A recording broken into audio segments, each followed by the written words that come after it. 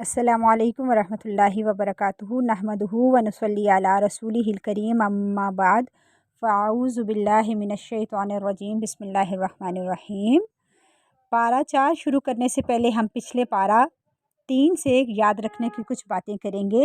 अल्लाह सुब्हानहू तआला की राह में ख़र्च करने का अजर कई गुना ज़्यादा मिलता है, लिहाजा ख़र्च करते हुए 3 कामों से बचना है: एहसान जताने से, दुख देने से और दिखावा करने से। मोमिन बंदों को तालीम दी गई कि जब वो कर्ज़ का लेन देन करें तो इसे लिख लिया करें ताकि किसी भी मुश्किल से बच सकें। सूरह अल बक़रा की आखिरी 2 आयात मेराज की रात अर्श के ख़जाने से नबी करीम सल्लल्लाहु अलैहि वसल्लम को अता हुई थी। जो शख्स इन 2 आयात को रात में पढ़ लेगा तो वो इसको काफ़ी हो जाएंगी और ये कबूलियत का ज़रिया भी हैं। चौथा पारा का आगाज़ सूरह आले इमरान की आयत 92 से हो रहा है। ला तनालुल बिर्रा हत्ता तुनफ़िक़ू मिम्मा तुहिब्बून वमा तुनफ़िक़ू मिन शैइन फ़इन्नल्लाहा बिही अलीम। तुम उस वक्त तक असल नेकी हासिल ना कर सकोगे जब तक वो अल्लाह की राह में खर्च ना कर लो जो तुम्हें महबूब हो, और जो कुछ तुम खर्च करोगे अल्लाह उसे खूब जानता है। जिन लोगों को अल्लाह से मोहब्बत होती है वो इस मोहब्बत के दावे को सच्चा करने के लिए अपनी महबूब तरीन चीज़ अल्लाह के रास्ते में कुर्बान करते हैं, यानी हकीकी नेकी और तक़वा उसके हिस्से में आता है जो अपनी पसंदीदा चीज़ अल्लाह की राह में खर्च करता है, चाहे वो माल हो, औलाद हो या कोई स्किल इल्म हो। थोड़ा खर्च करें या ज़्यादा करें, सब अल्लाह के इल्म में है, इसलिए मामूली चीज़ को भी अल्लाह की राह में खर्च करने को शर्म महसूस ना करें। साथ ये बताया गया है कि सिर्फ अल्लाह की रज़ा हासिल करने के लिए देना है, लिहाजा दिखावा करके अपनी नेकी को ज़ाया नहीं करना। इस्लाम की पसंदीदा चीज़ें कौन कौन सी हैं जो अल्लाह की राह में खर्च करता है? इंसान की जान जो अल्लाह की राह में कुर्बान करता है, इंसान का माल, इंसान को माल से मोहब्बत होती है, इसको वो अल्लाह की राह में खर्च करता है। इसी तरह इंसान अपना आराम, अपनी नींद छोड़कर अल्लाह की खातिर उठता है।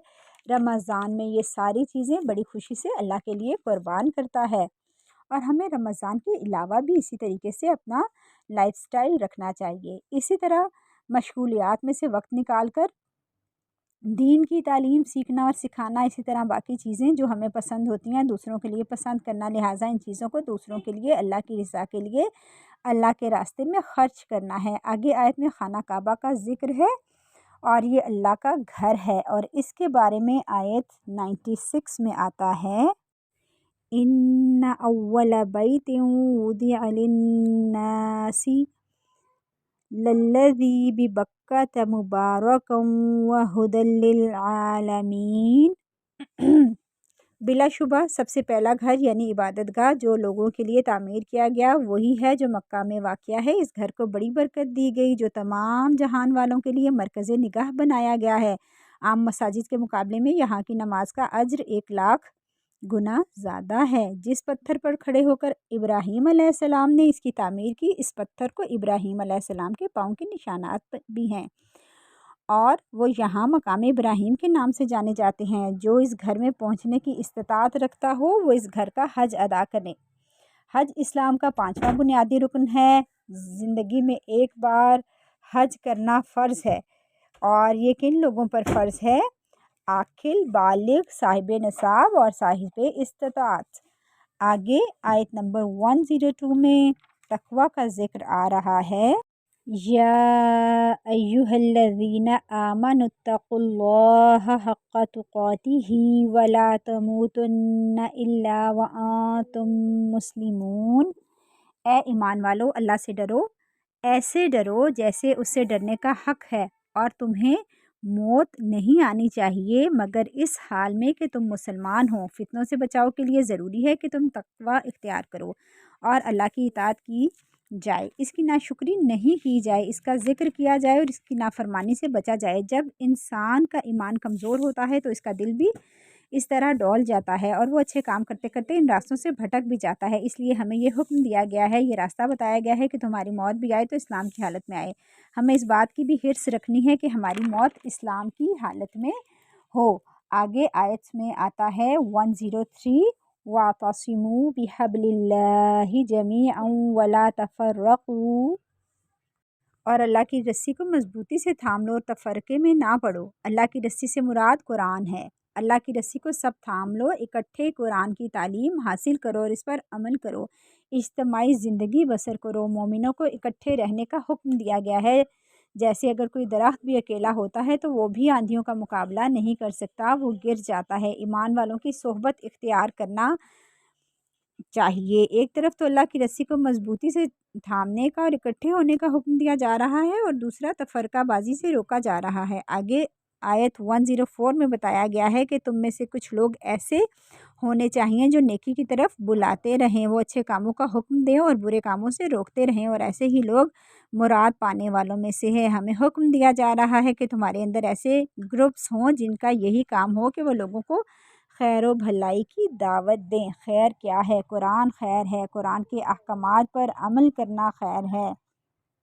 جس چیز کی طرف قرآن بلاتا ہے وہ سب خیر ہے۔ خیر مال خرچ کرنے کو بھی کہتے ہیں، خیر دین پھیلانے کو بھی کہتے ہیں، خیر جو بھی نیکی کا کام ہے ان سب کی طرف لوگوں کو دعوت دینا ہے۔ آگے آیت 106 اور 7 میں بتایا گیا ہے کہ انسانوں کے اعمال کا نتیجہ ان کے چہروں پر ہی ہوگا، وہ دین حق پر قائم اور ثابت رہیں، اور ایمان والوں کے چہرے قیامت کے دن روشن ہوں گے۔ اس دن وہ اللہ کے سایہ رحمت میں ہوں گے جہاں وہ ہمیشہ رہیں گے۔ اس دن کافر لوگوں کے چہرے کالے سیاہ ہو رہے ہوں گے اور ان کو دردناک عذاب ہوگا۔ 1010 میں نبی کریم صلی اللہ علیہ وآلہ وسلم کی امت کو بہترین امت کہا گیا ہے۔ تم خیر امت اخرجت للناس تأمرون بالمعروف وتنہون عن المنکر وتؤمنون باللہ وَلَوْ آمَنَ أَهْلُ الْكِتَابِ لَكَانَ خَيْرٌ لَهُمْ مِنْهُمُ الْمُؤْمِنُونَ وَأَكْثَرُهُمُ الْفَاسِقُونَ۔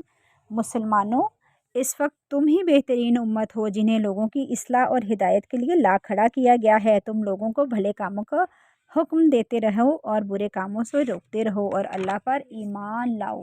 نیکی کی طرف وہ بلاتا ہے جو خود بھی نیکی پر ہو، نیکی کا شوق رکھتا ہو، جسے نیکی سے محبت ہو۔ جو چیز آپ خود پسند کریں آپ دوسروں کو اس کی طرف دعوت دے سکتے ہیں، اس لیے ضروری ہے کہ خود بھی ہم اپنے اچھے عمل کرنے کی کوشش کریں اور دوسروں کو بھی دعوت دیں، اور امت کی ذمہ داری ہے لوگوں کو نیکی کی طرف بلائیں اور برائی سے روکیں۔ سب کو ایک دوسرے سے تعاون کرنا ہے تاکہ سب مل کر دین کو آگے بڑھا سکیں۔ آگے آیت 121 سے 180 تک جنگ احد کے بارے میں بات آ رہی ہے۔ اس کا مختصر خلاصہ یہ ہے کہ کافروں کو جنگ بدر میں مسلمانوں سے شکست ہو چکی تھی۔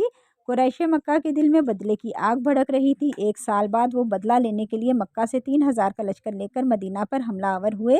مسلمانوں نے مدینہ کے باہر احد کے مقام پر ان کا مقابلہ کیا۔ مسلمانوں کی تعداد 1000 تھی اور کافروں کی تعداد 3000 تھی۔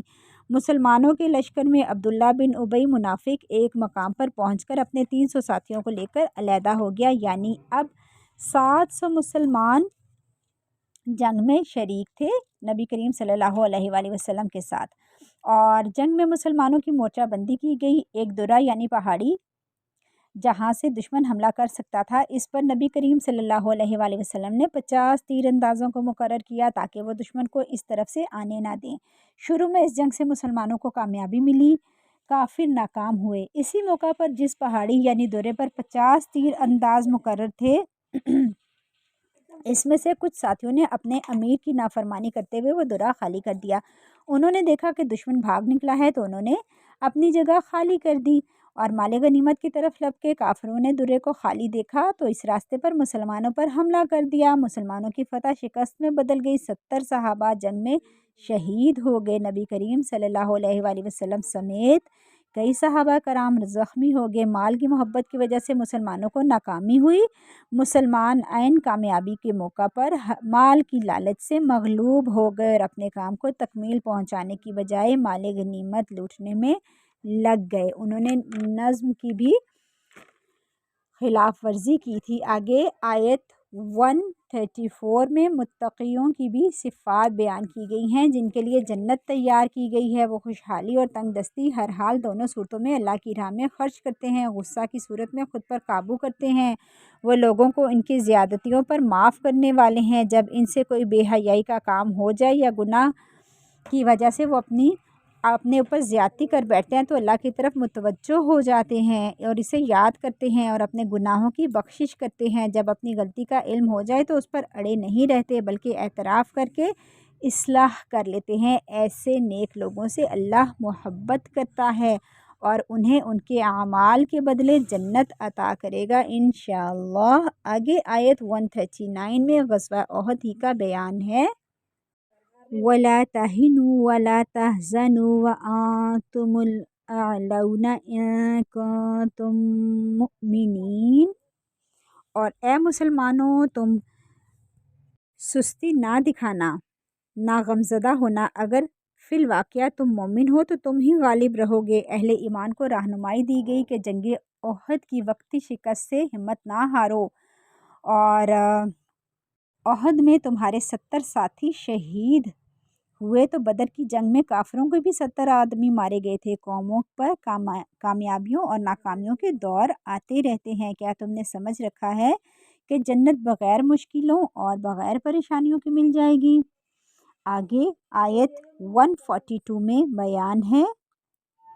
ام حسبتم ان تدخلوا الجنة ولما يعلم اللہ الذین جاہدوا منکم ویعلم الصابرین، کیا تم نے یہ سمجھ رکھا ہے کہ تم یوں ہی جنت میں داخل ہو جاؤ گے جبکہ ابھی تک اللہ نے یہ دیکھا ہی نہیں کہ تم میں سے جہاد کرنے والے کون ہیں اور صبر کرنے والے کون ہیں؟ اللہ آزمائشوں کے ذریعے ظاہر کرے گا کہ کون اللہ کی راہ میں ڈٹ کر جہاد کرے گا اور کون صرف بھلے وقتوں کے ساتھی ہیں۔ 70 ساتھیوں کی شہادت پر غمگین نہ ہو، شہادت ایک سعادت ہے۔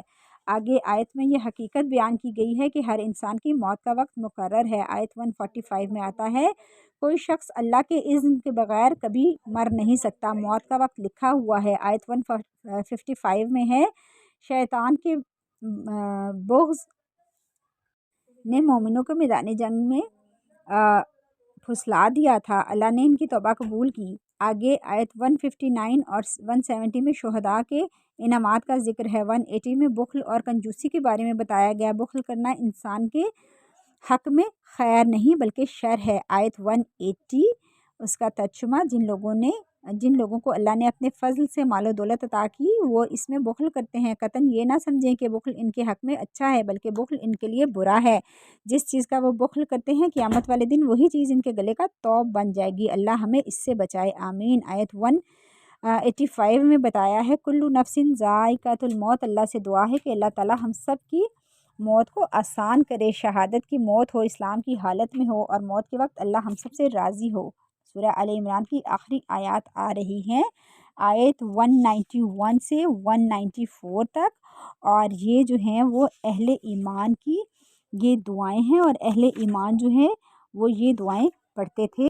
ربنا ما خلقت هذا باطلا سبحانك فقنا عذاب النار ربنا انك ما تدخل النار فقد اخزيته وما للظالمين ربنا اننا سمعنا مناديا ينادي للإيمان ان آمنوا بربكم فآمنا ربنا فاغفر لنا ذنوبنا وكفر عنا سيئاتنا وتوفنا مع الأبرار ربنا وآتنا ما وعدتنا على رسلك ولا تخزنا يوم القيامة إنك لا تخلف الميعاد۔ آگے سورہ نساء شروع ہو رہی ہے، یہ صورت عورتوں کے بارے میں ہے، اس میں معاشرت کے احکامات ہیں اور یہ وہ واحد صورت ہے جس میں وراثت کے احکامات ہیں۔ آیت 4 میں عورتوں کے حق مہر کا بیان ہے۔ آیت 7 میں ہے کہ وراثت میں مردوں کے ساتھ عورتوں کا بھی حق ہے، اسلام نے عورتوں کو وراثت میں حقوق دیے، دور جاہلیت میں یہ حقوق نہیں تھے۔ آیت 10 میں یتیموں کا مال کھانے پر وعید آئی ہے۔ ان الذين يأكلون اموال اليتامى ظلما انما يأكلون في بطونهم نارا وسيصلون سعيرا، جو لوگ ظلم سے یتیموں کا مال ہڑپ کر جاتے ہیں وہ در حقیقت اپنے پیٹ میں آگ بھر رہے ہیں۔ अन करीब वो जहन्नुम में दाखिल होंगे। आयत 17 और 18 में तौबा के बारे में यह खूबसूरत आयत है। अल्लाह किन लोगों की तौबा कबूल फरमाता है और किन लोगों की नहीं। इन आयत का तर्जुमा सुने। तर्जुमा, अल्लाह सुब्हानहू तआला पर कबूलियत का हक़ सिर्फ़ ऐसे लोगों के लिए है जो नादानिस्ता जब कोई बुरा काम कर बैठते हैं तो फिर जल्द ही तौबा कर लेते हैं। अल्लाह ऐसे ही लोगों की तौबा कबूल करता है। अल्लाह सब जानने वाला और हिकमत वाला है। तौबा इन लोगों के लिए नहीं जो बुरे काम करते हैं, हत्ता कि इनमें से किसी की मौत आ जाती है तो वो कहने लगता है मैं अब तौबा करता हूँ ना। अब इन लोगों को के लिए है जो कुफ्र की हालत में मर जाते हैं। ऐसे लोगों के लिए हम दर्दनाक अजाब हमने तैयार कर रखा है। याद रखें, मरते वक्त तौबा कबूल नहीं होगी। अल्लाह से दुआ है अल्लाह हमें मरने से पहले सच्ची तौबा की तौफीक अता फ़रमाए। ए अल्लाह, मैं तुझसे अच्छे ख़ात्मे का सवाल करती हूँ। आयत 23 में इन औरतों का बताया गया है जिनसे निकाह करना हराम है। इंशाअल्लाह कल पारा 5 का आगाज़ इसी सिलसिले में होगा। अल्लाह ताला हमारी नेकियों की हिफाजत करे और हमारी नियतों में इखलास पैदा करे। आमीन या रब्बुल आलमीन।